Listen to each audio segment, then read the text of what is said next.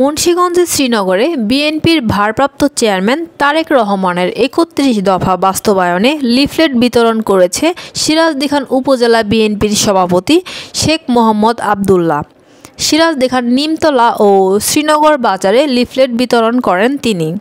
এ সময় উপস্থিত ছিলেন উপজেলা বিএনপির সভাপতি শহীদুল ইসলাম মৃধা, সিনিয়র সহসভাপতি আশরাফ হোসেন মিলন, সাংগঠনিক সম্পাদক ফারুক মুরল, শ্রীনগর ইউনিয়ন বিএনপির সাধারণ সম্পাদক নূর ইসলাম ব্যাপারী, বিএনপি নেতা ওহিদুল ইসলাম, যুবদলের আহ্বায়ক জয়নাল আবেদিন মৃধা জেমস, সদস্য সচিব মামুনুর রশিদ মামুন, স্বেচ্ছাসেবক দলের আহ্বায়ক ফয়সাল আহমেদ রনি, সদস্য সচিব এমদাদুল হক রজিন, ছাত্রদলের সভাপতি আশরাফুল ইসলাম শুভ, সাধারণ সম্পাদক ইমদাদুল হক ইমন, স্বেচ্ছাসেবক দল নেতা সোহেল মাহমুদ, মেহেদি হাসান জেকি, সৈয়দ বুলেট সহ অনেকেই।